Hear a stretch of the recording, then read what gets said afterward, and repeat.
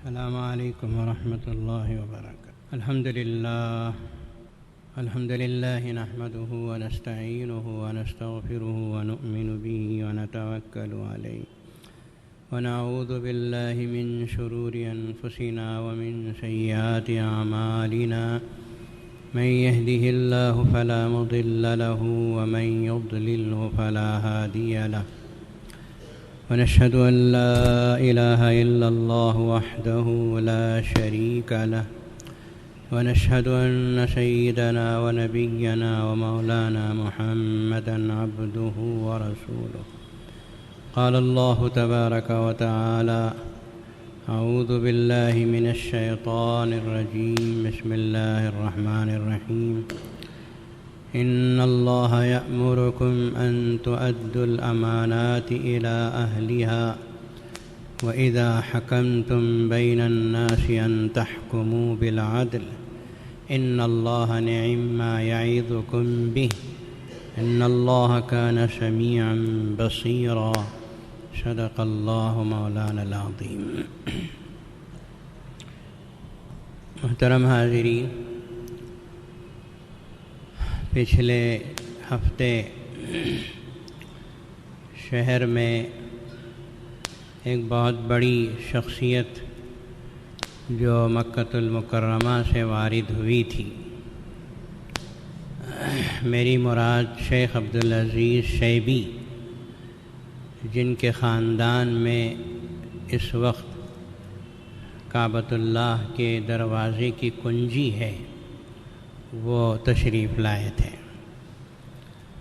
آپ حضرات نے اخبارات میں دیکھا ہوگا، ان کے اعزاز میں قادریہ مسجد میں ایک جلسہ بھی ہوا، جس جلسے میں عوام تو خیر تھے ہی، لیکن شہر کے سارے ہی علماء کرام اس وقت مسجد قادریہ میں موجود تھے، اس خاندان کے فرد کو دیکھنے اور ملنے اور ان سے باتیں سننے اور ان کی دعائیں لینے کے لیے۔ میں نے جو آیت شریفہ اس وقت تلاوت کی ہے، وہ اسی واقعے سے متعلق ہے جو اس خاندان سے تعلق رکھتا ہے۔ نبی کریم صلی اللہ تعالی علیہ وسلم مکۃ المکرمہ میں 13 سال تک اسلام کی تبلیغ فرماتے رہے، لوگوں کو دعوت توحید دیتے رہے، لیکن بہت کم لوگوں نے آپ کی دعوت کو مانا یا لبیک کہا۔ 13 سال کے بعد اللہ کے نبی صلی اللہ علیہ وسلم نے مدینۃ المنورہ ہجرت فرمائی۔ ہجرت کرنے سے پہلے رسول اللہ صلی اللہ تعالی علیہ وسلم کعبۃ اللہ حاضر ہوئے، طواف کیا اور ارادہ فرمایا کہ کعبۃ اللہ کے اندر 2 رکعت نماز پڑھ لیں۔ اس وقت کعبۃ اللہ کے دروازے کی جو کنجی تھی، وہ عثمان بن طلحہ جو شیبی خاندان کا ہے، انہی کے ہاتھ میں تھی۔ یہ روایت عثمان بن طلحہ ہی کی ہے، وہ بعد میں مسلمان ہو گئے، اور جس وقت کا یہ واقعہ میں عرض کر رہا ہوں، اس وقت وہ اسلام میں داخل نہیں ہوئے تھے۔ عثمان بن طلحہ خود ہی بیان فرماتے ہیں کہ ہم لوگ پیر اور جمعرات کے دن کعبۃ اللہ کا دروازہ کھولتے تھے کہ جو بھی شخص آنا چاہے اندر آئے اور نماز، نفل نماز یا جو بھی پڑھنا چاہے، عبادت کرنا چاہے کر لے، اور مانگنا چاہے اللہ سے مانگ لے، پھر دروازہ بند کر دیا جاتا تھا۔ رسول اللہ صلی اللہ علیہ وسلم تشریف لائے، میں کھڑا تھا، عثمان بن طلحہ کہتے ہیں کہ میں وہاں موجود تھا۔ آپ علیہ السلام نے کعبۃ اللہ میں داخل ہونے کا ارادہ فرمایا تو میں نے آپ کو روک دیا کہ آپ نہیں جا سکتے، آپ کو اندر داخل ہونے کی اجازت نہیں، جبکہ جمعرات و پیر کو دروازہ کھولا جاتا ہے، ہر کسی کو جانے کی اجازت ہے، آپ کو روک دیا گیا۔ بس اس وجہ سے دشمنی ہے کہ اللہ کی طرف بلاتے ہیں۔ اور عثمان بن طلحہ خود ہی کہتے ہیں کہ میں نے صرف آپ کو روکا نہیں بلکہ سختی بھی کی اور درست الفاظ سے پیش آئے، بد اخلاقی سے پیش آئے۔ نبی پاک صلی اللہ علیہ وسلم نے عثمان بن طلحہ کا بیان ہے کہ اس کے جواب میں کوئی بھی آپ نے میری مخالفت نہیں کی، مجھے برا بھلا بھی نہیں کہا اور میری باتوں کا برا بھی نہیں مانا، صرف اتنا فرمایا کہ عثمان یاد رکھو ایک دن ایسا آئے گا کہ کعبۃ اللہ کی کنجی میرے ہاتھ میں ہوگی، میں جسے چاہوں گا اسے دوں گا، یعنی اختیار اور اقتدار میرے ہاتھ میں ہوگا اور یہ کعبہ شریف کی کنجی میں جسے چاہوں گا دوں گا۔ تو روایتوں میں ہے کہ عثمان بن طلحہ نے یہ بات سن کر فرمایا کہ اگر ایسا ہوگا تو وہ دن قریش کے لیے، خاندان قریش کے لیے بڑی بدبختی کا دن ہوگا۔ نبی پاک صلی اللہ علیہ وسلم نے فرمایا کہ عثمان نہیں، وہ دن بدبختی کا دن نہیں بلکہ قریش کے لیے اونچائی اور عظمت کا دن ہوگا۔ یہ باتیں ہوئی اور عثمان بن طلحہ سے رخصت ہو کے رسول اللہ صلی اللہ علیہ وسلم واپس ہو گئے۔ رات کا موقع تھا، رات کو رسول اللہ صلی اللہ علیہ وسلم نے حضرت سیدنا صدیق اکبر رضی اللہ تعالیٰ عنہ کے ساتھ سفر ہجرت پر روانہ ہو گئے، مدینہ چلے۔ پھر ایک لمبا عرصہ گزرا، نبی پاک صلی اللہ علیہ وسلم مکۃ المکرمہ کی طرف فوج لے کر بڑھتے ہیں۔ اللہ نے فتح مکہ آپ کی نصیب میں لکھ دیا تھا، بہت پہلے ہی سورہ فتح اتر چکی تھی، انا فتحنا لک فتحا مبینا، ہم نے آپ کو فتح مبین دے دی ہے، آپ کے لیے لکھ دی۔ حضور اکرم صلی اللہ تعالی علیہ وسلم ہزاروں صحابہ کرام رضوان اللہ تعالی علیہم اجمعین کے جلو میں مکۃ المکرمہ کی طرف بڑھے۔ اللہ نے مکے میں خون بہانے کو حرام قرار دیا ہے، وہ امن کی جگہ ہے، وہاں حاجی یا عمرہ کرنے والا کوئی گھاس تک بھی توڑ نہیں سکتا، کسی کیڑے کو مار نہیں سکتا۔ ایسی امن کی جگہ اس انسان کا خون کہاں بہا سکتے؟ لیکن اللہ تعالیٰ نے مکے کو رسول اللہ کے لیے حلال کیا تھا، اگر موقع پڑے تو آپ تلوار اٹھا سکتے ہیں، خون بہا سکتے ہیں، لیکن تاریخ شاہد ہے کہ رسول اللہ صلی اللہ علیہ وسلم کو لڑنے یا جنگ کرنے کا نہ شوق تھا نہ آپ کو موقع پیش آیا، اور آپ داخل ہوتے چلے گئے فاتح اعظم بن کر۔ آپ نے مکہ بھی فتح کیا، مکے والوں کے دلوں کو بھی فتح کر لیا، اور مکۃ المکرمہ میں داخل ہو گئے۔ ام ہانی کے گھر میں رسول اللہ صلی اللہ علیہ وسلم تشریف لے گئے، غسل فرمایا، چاشت کی نماز کا وقت تھا، آپ نے چاشت کی 8 رکعت نفل نماز پڑھی۔ علامہ ابن قیم رحمہ اللہ لکھتے ہیں، جو جلیل القدر محدث ہیں، کہ یہ 8 رکعت اللہ کے رسول نے مکہ فتح ہونے کی خوشی میں پڑھے تھے۔ بہرحال یہ مکہ فتح ہونے کی خوشی میں 8 رکعت تھے، یہ چاشت کی 8 رکعت تھے، 8 رکعت آپ نے پڑھے۔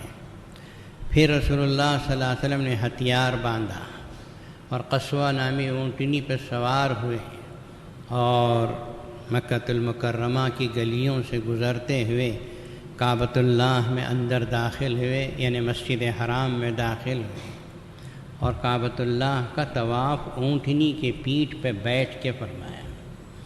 آپ کے ہاتھ میں محجن، یعنی ایک عصا کی طریقے کی ایک لکڑی تھی، جسے حدیث میں محزن کے الفاظ لکھے گئے، اس کے ذریعے سے رسول اللہ صلی اللہ علیہ وسلم نے حجر اسود کا بوسہ لیا کہ حجر اسود کو اس لکڑی سے چھوتے تھے اور اس کا بوسہ لیتے تھے، تاکہ قیامت تک آنے والے حاجیوں کو بوسہ لینے کی پریشانی نہ ہو کہ اگر بوسہ لینے کے لیے بھیڑ ہے تو دور سے بھی اشارہ کر کے بوسہ لیا جا سکتا ہے، جیسا ہم لوگ لے کے آتے ہیں۔ ہندوستان والے تو جھگڑا نہیں کر سکتے اور کپڑے پھاڑ نہیں سکتے اپنے۔ پھر رسول اللہ صلی اللہ علیہ وسلم نے طواف ختم کیا، مقام ابراہیم کے پاس 2 رکعت نماز واجب الطواف ادا فرمائے۔ پھر رسول اللہ صلی اللہ علیہ وسلم نے حضرت سیدنا علی رضی اللہ تعالیٰ عنہ کو حکم دیا کہ جاؤ عثمان بن طلحہ کو بلا لاؤ اور ان سے کعبۃ اللہ کے دروازے کی کنجی لاؤ۔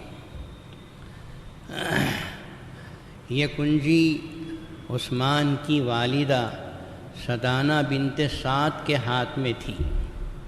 حضرت علی رضی اللہ تعالیٰ عنہ تشریف لے گئے اور اس سے کہا کہ رسول اللہ صلی اللہ علیہ وسلم کعبہ شریف کی کنجی مانگتے ہیں، دے دو۔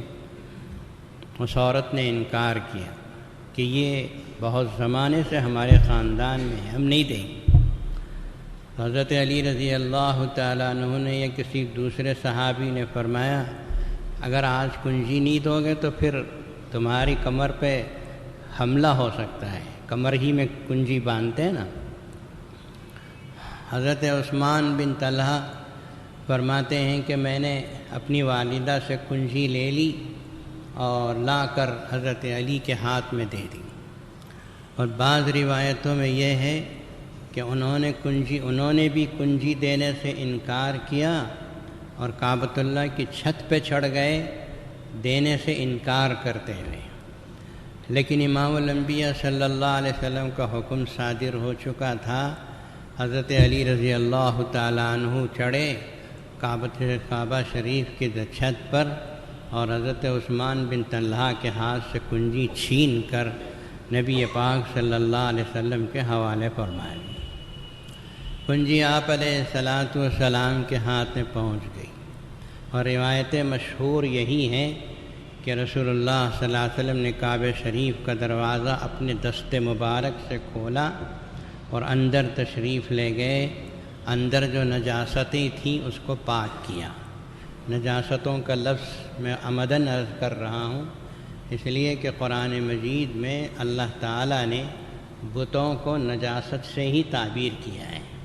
فاجتنبوا الرجس من الاوثان، رجس کہتے ہیں نجاست کو، اور نجاست کی تشریح اللہ نے اوثان سے کی ہے، یعنی پتھر کے بت۔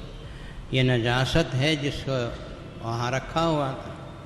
حضور اکرم صلی اللہ علیہ وسلم صرف اپنی لاٹھی سے اشارہ کرتے تھے اور پتھر کے بت اوندے منہ گر جاتے تھے۔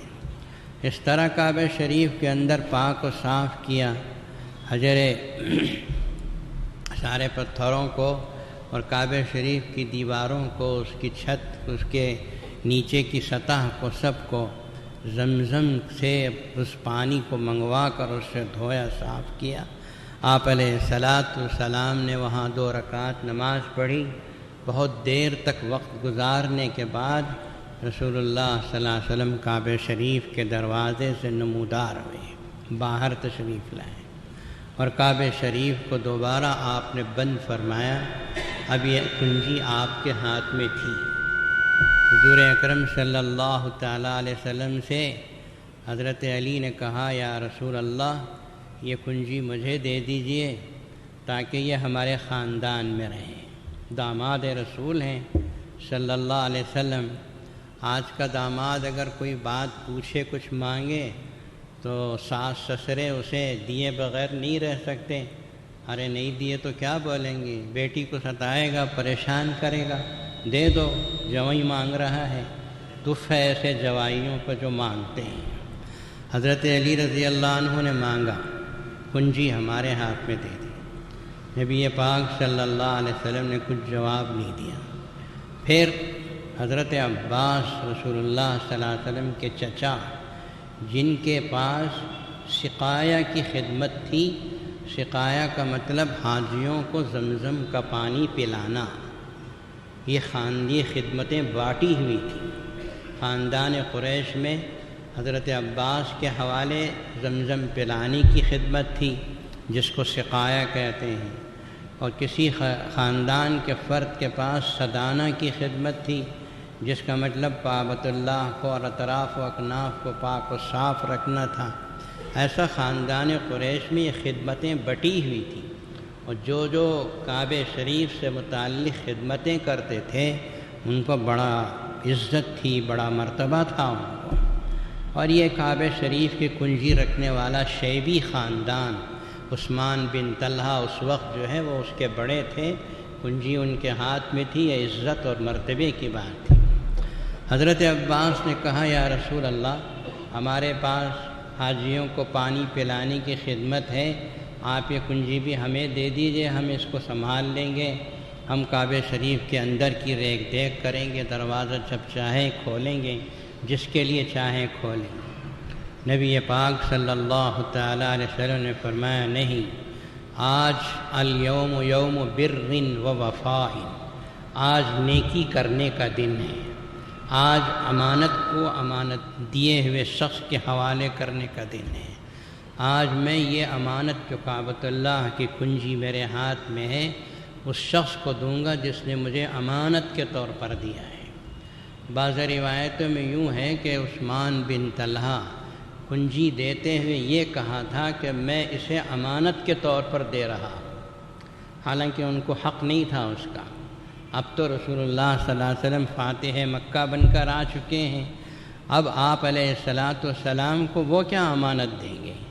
حضور اکرم صلی اللہ علیہ وسلم کی حکومت ہے، آپ علیہ السلام مالک بن کر کعبہ شریف کی کنجی لے رہے ہیں، اب آپ جسے چاہیں دے سکتے ہیں، لیکن صورت امانت کی کا لحاظ کیا رسول اللہ صلی اللہ علیہ وسلم نے، اور فرمایا کہ میں یہ کنجی اسی شخص کو دوں گا جس نے بطور امانت کے مجھے دی ہے۔ اور اللہ کے رسول صلی اللہ علیہ وسلم نے آیت شریفہ سنائی، وہی آیت شریفہ جو میں نے شروع میں آپ کے سامنے پڑھا تھا۔ حضرت عمر بن خطاب رضی اللہ تعالیٰ عنہ فرماتے ہیں کہ جب اللہ کے رسول صلی اللہ علیہ وسلم کعبہ شریف سے باہر آ رہے تھے تو آپ کی زبان مبارک پر یہ آیت شریفہ تھی، ان اللہ یأمرکم ان تؤدوا الامانات الی اہلہا، اللہ تمہیں حکم دیتے ہیں کہ امانتوں کو ان کے حوالے کرو جس کی وہ امانت ہے، جس کی پاس تم نے امانت لی ہے اسے حوالے کرو۔ وَإِذَا حَكَمْتُمْ بَيْنَ النَّاسِ أَن تَحْكُمُوا بِالْعَدْلِ، اور جو لوگوں کے درمیان فیصلہ کرو تو انصاف کے ساتھ فیصلہ کرو۔ ان اللہ نعم ما یعظکم بہ، اللہ تم کو کتنی اچھی نصیحتیں کرتے ہیں، ان نصیحتوں پہ عمل کرو۔ ان اللہ کان سمیعا بصیرا، بے شک اللہ تعالیٰ سمیع بھی ہیں، بصیر بھی ہیں، ہر ایک کی بات کو سنتے بھی ہیں جو زبان سے نکالتا ہے، بصیر بھی ہیں کہ دلوں میں جو کچھ چھپائے ہے اسے بھی اللہ تعالیٰ دیکھتے ہیں اور جانتے ہیں۔ حضرت عمر رضی اللہ عنہ فرماتے ہیں کہ جب اللہ کے رسول صلی اللہ علیہ وسلم کعبہ شریف سے باہر آ رہے تھے تو آپ کی زبان مبارک پر یہ آیت شریفہ تھی، جس کا مطلب حضرت عمر بن خطاب رضی اللہ تعالیٰ عنہ نے فرمایا کہ یہ آیت میں نے اس سے پہلے کبھی آپ کی زبان مبارک سے نہیں سنی تھی، یہ آیت جوف کعبہ میں اسی وقت نازل ہوئی تھی۔ سمجھ میں آ رہا ہے؟ کعبۃ اللہ میں جب اللہ کے رسول صلی اللہ علیہ وسلم اندر تھے، جوف کعبہ شریف کے اندر تھے، تو اس وقت رسول اللہ صلی اللہ علیہ وسلم پر یہ آیت شریفہ اتری تھی جسے تلاوت کرتے ہوئے اللہ کے رسول کعبہ شریف سے باہر آ رہے تھے۔ تو امانتوں کو ان کے حوالے کرو، امانت سمجھ کر انہوں نے دیا تو تم اس کے حوالے کرو۔ باہر تشریف لائے رسول اللہ صلی اللہ علیہ وسلم اور فرمایا کہ عثمان کو بلاؤ، عثمان بن طلحہ شیبی کو بلاؤ، اور پیغمبر خدا صلی اللہ علیہ وسلم نے فرمایا کہ یہ کنجی میں تمہیں حوالے کرتا ہوں، تم نے مجھے 2 رکعت نماز پڑھنے کی اجازت نہیں دی تھی، تم نے مجھے، مسلمانوں ذرا دل کے کان کھولو، تم نے مجھے 2 رکعت نماز پڑھنے کی اجازت نہیں دی تھی، آج میں تمہیں تمہارے اس جرم کو معاف کرتا ہوں جو تم نے مجھے روکا تھا، سختی بھی کی تھی، بد اخلاقی بھی کی تھی، لیکن آج میں اس پر کوئی مواخذہ نہیں کرتا، تمہیں معاف کرتا ہوں، اور ساتھ ساتھ یہ کعبۃ اللہ کی کنجی تمہارے حوالے کرتا ہوں، خالدتاً تالیدتاً لا ينزعها۔ حضور اکرم صلی اللہ علیہ وسلم نے بہت عجیب انداز سے الفاظ کہے، یہ کنجی تمہارے حوالے کر رہا ہوں، ہمیشہ تمہارے خاندان میں رہے گی، قیامت تک تمہارے خاندان میں رہے گی، لا ينزعها الا ظالم، سوائے ظالم کے کوئی تمہارے ہاتھ سے چھین نہیں سکتا، یہ میری عطا ہے، یہ میری داد و دہش ہے جو تم کو دے رہا ہوں، قیامت تک کے لیے یہ تمہارے لیے میری طرف سے انعام ہے، عطا ہے، اور کوئی شخص تمہارے ہاتھ سے نہیں لے سکتا، اگر وہ لے گا تو ظالم کہلائے گا۔ اندازہ لگائیے اس نوازنے کا جو رسول کریم صلی اللہ علیہ وسلم نے نوازا، کہ جس نے 2 رکعت نماز پڑھنے نہیں دی بلکہ بد اخلاقی سے پیش آئے تھے، اس کو قیامت تک کے لیے نواز دیا۔ آج یہ شیبی خاندان جو رسول اللہ صلی اللہ علیہ وسلم کو اللہ کے حکم سے کنجی آپ نے کعبۃ اللہ کی عطا فرمائی، مکے کے مالدار ترین خاندانوں میں سے یہ خاندان ہے۔ اللہ تبارک و تعالی نے قیامت تک کے لیے ان کے ہاتھ میں یہ چیز عطا فرما دی، یہ دولت دے دی۔ کوئی بادشاہ آتا ہے تو لڑ جھگڑ کے بادشاہ بنتا ہے، کوئی راجہ بنتا ہے تو لڑ جھگڑ کے راجہ بنتا ہے، کوئی حکومتیں اور سلطنتیں لیتے ہیں تو لڑ جھگڑ کے لیتے ہیں، لیکن یہ خاندان شیبی وہ خاندان ہے جسے رسول اللہ صلی اللہ علیہ وسلم نے اپنے دست مبارک سے دی حکومت، اپنے دست مبارک سے یہ دولت دی کہ قیامت تک کے لیے کعبۃ اللہ کی کنجی ان کے ہاتھ میں۔ آج سعودی حکومت بھی وہاں ہے جو انتہائی با اختیار اور با اقتدار حکومت ہے، لیکن اس کے باوجود جب کعبۃ اللہ کھولنا ہوتا ہے تو بادشاہ کی طرف سے پیغام جاتا ہے، شیبی خاندان کے لوگ آ کے اس دروازے کو کھولتے ہیں۔ یہ رسول اللہ صلی اللہ علیہ وسلم کا اخلاق تھا، کردار تھا کہ آپ اپنے دشمن کے غلط سلوک کو معاف بھی کرتے تھے اور اس کے اوپر نوازتے بھی تھے اور داد و دہش بھی کرتے تھے۔ جیسے زید بن وسنہ یہودی تھے، انہوں نے رسول اللہ صلی اللہ علیہ وسلم کو قرض دیا۔ کیا قرض دیا اس کی تفصیل حدیثوں میں موجود ہے، بہت سے درہم و دینار قرض میں دے دیا۔ حضور اکرم صلی اللہ علیہ وسلم جب قرض لیتے تھے تو مدت طے ہوتی تھی، کتنے دنوں میں دیتے ہیں، آپ کو بھی طے کرنا چاہیے، 1 مہینے کے لیے رہیں، 15 دن کے لیے لے رہے ہیں، لکھا پڑھی کرو، قرض لیتے ہو تو لکھا پڑھی کر کے لو، پتہ نہیں دینے والا مر گیا لینے والا مر گیا تو کیا ہوگا، لکھا پڑھی کر کے لینا چاہیے۔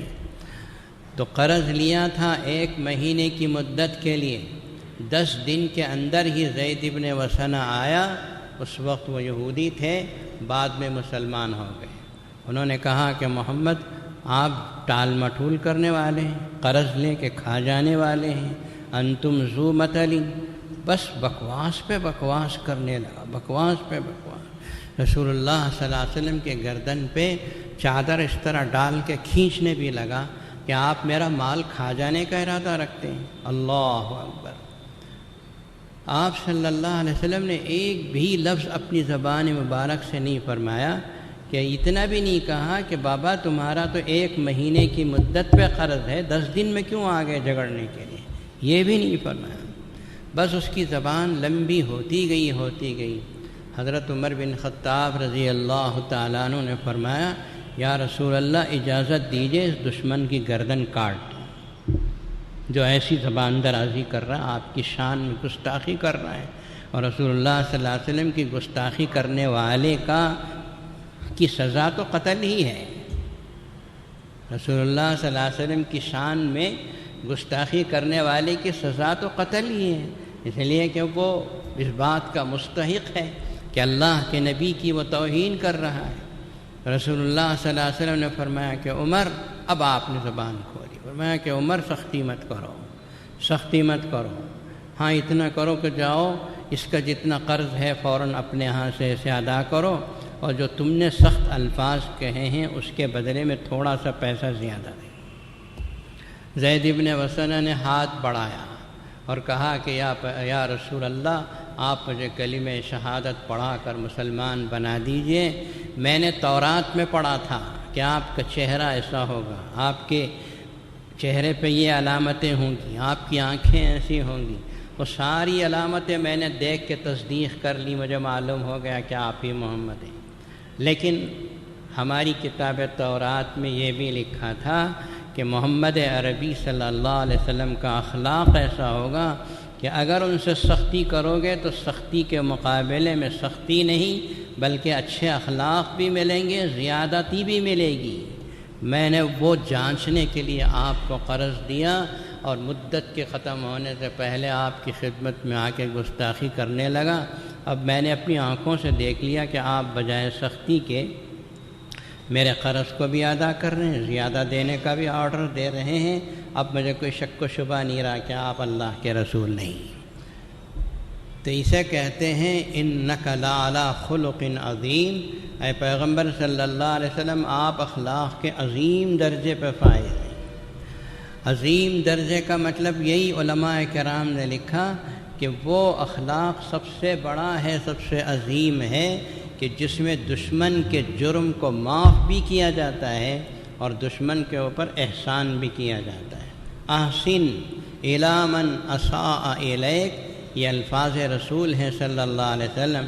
احسن الی من اساء الیک، جو شخص تمہارے ساتھ برائی کرتا ہے اس کے ساتھ اچھائی کرو، اچھائی کرو، یہاں تک کہ اس ظلم کرنے والے برائی کرنے والے کو احساس ہو جائے کہ میں کب تک اس کے ساتھ برائی کروں گا، کبھی تو اس کا دل نرم پڑے گا۔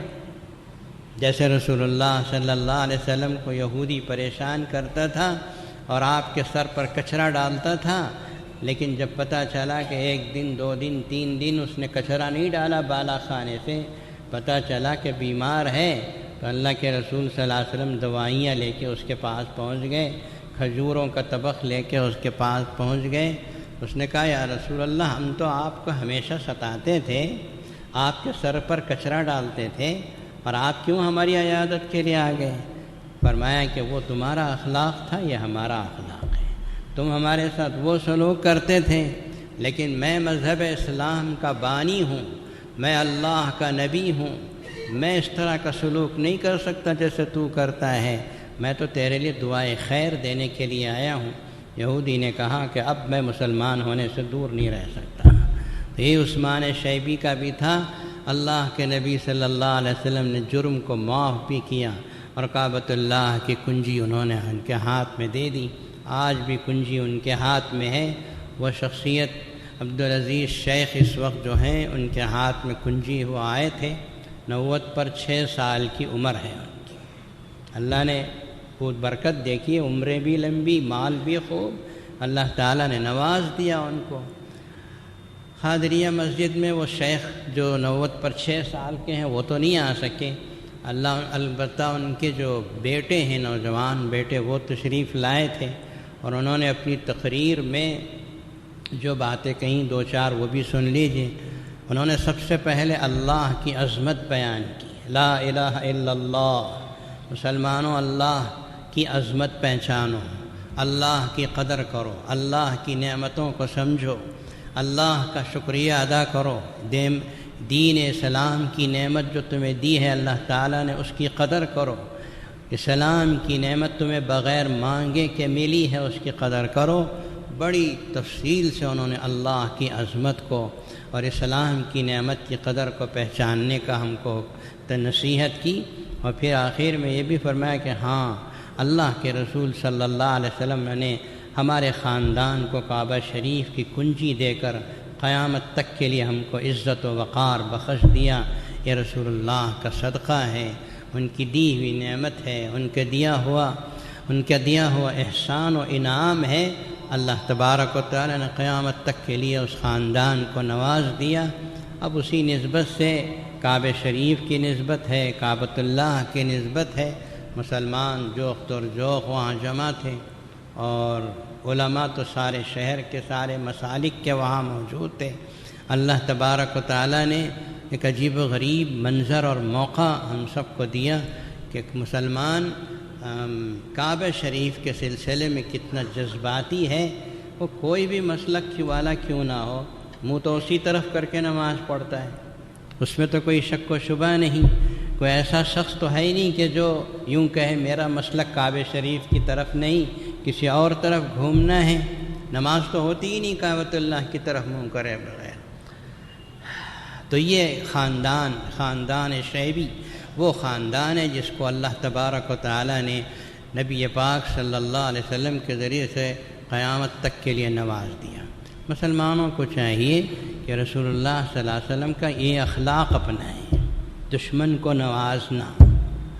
آپ کے پڑوس میں کوئی پریشان کرتا ہے، آپ اس کے اوپر احسان کرو۔ آپ کی دکان میں آ کر کوئی پریشان کرتا ہے، اس کے ساتھ اچھا سلوک برتو۔ اچھا سلوک ایسا ہے کہ کبھی نہ کبھی تو دشمن کا دل موہ لیتا ہے، کبھی نہ کبھی تو دشمن کا دل نرم پڑتا ہے۔ وَلَا تَسْتَوِي الْحَسَنَةُ وَلَا السَّيِّئَةُ، اچھائی اور برائی دونوں ایک نہیں ہو سکتے، کبھی نہ کبھی اچھائی غالب آ کر رہے گی۔ جاء الحق وزهق الباطل، حق آیا اور باطل چلا گیا۔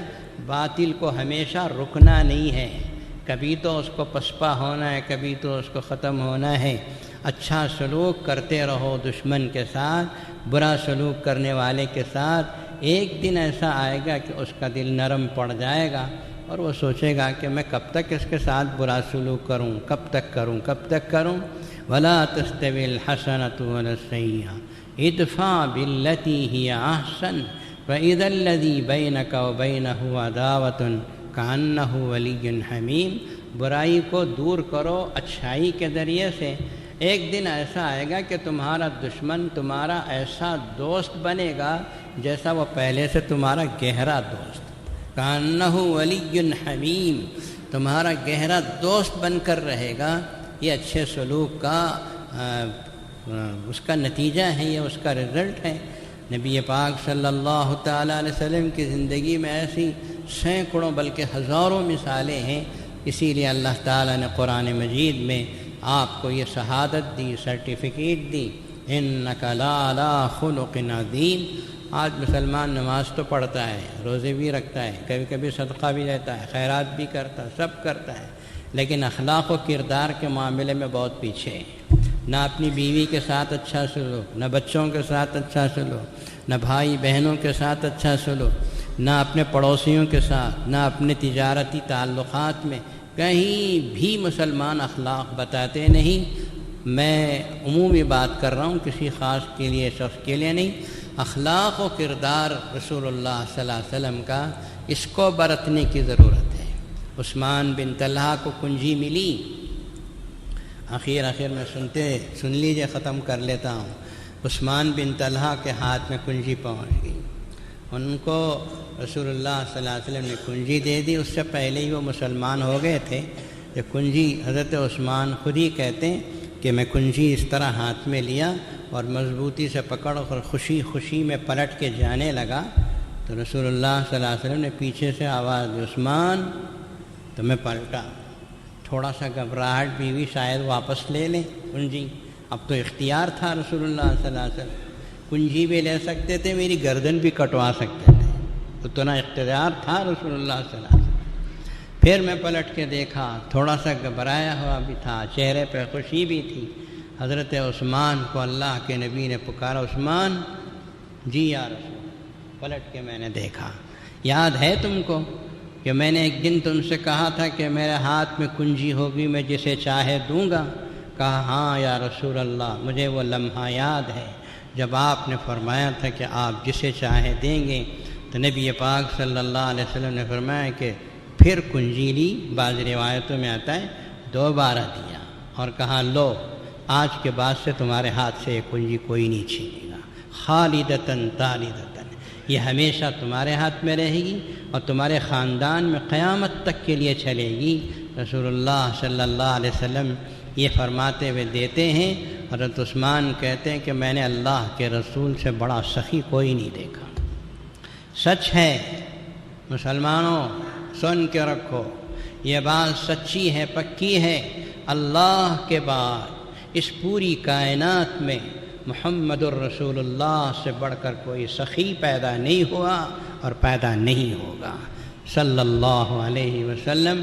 لاکھوں درود و سلام اس نبی امی صلی اللہ علیہ وسلم پر، جنہوں نے اپنے دشمنوں کو بخشا اور جنہوں نے اپنے دشمنوں کو معاف کر دیا، اور اپنے دشمنوں کو جو خون کے پیاسے تھے ان کو سزائیں دینے کے بجائے قبائیں اور ابائیں تقسیم کی دعائیں دیں۔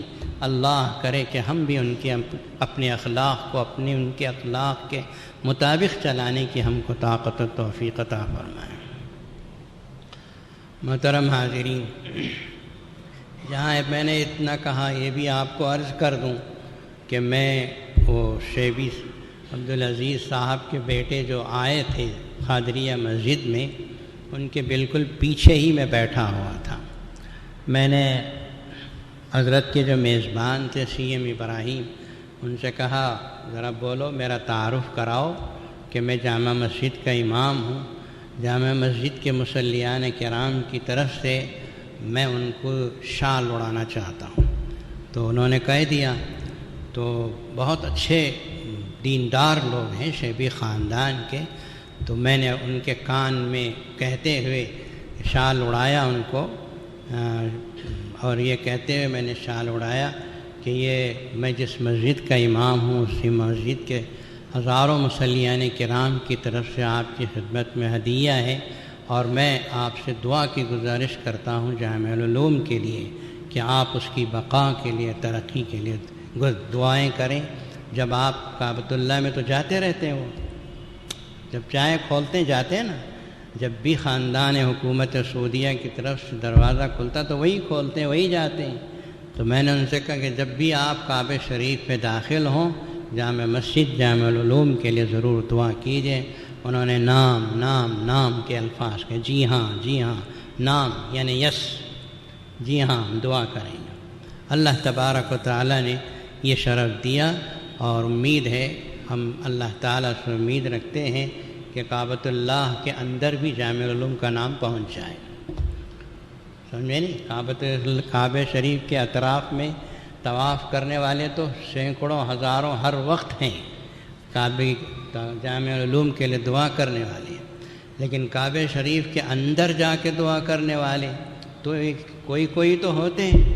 ہمارے روشن بیگ گئے تھے تو میں نے ان سے پوچھا، یار تم کعبہ شریف کے اندر گئے تھے، مجھے یاد کرے نہیں کرے، جامع مسجد کو یاد کرے یا نہیں کرے؟ انہوں نے کہا کہ ہاں میں نے یاد کیا، آپ کو بھی یاد کیا، سب کو یاد کیا۔ تو اب تو میں نے انہی سے دعا کی گزارش کی ہے جن کے ہاتھ میں کعبۃ اللہ کی کنجی ہے۔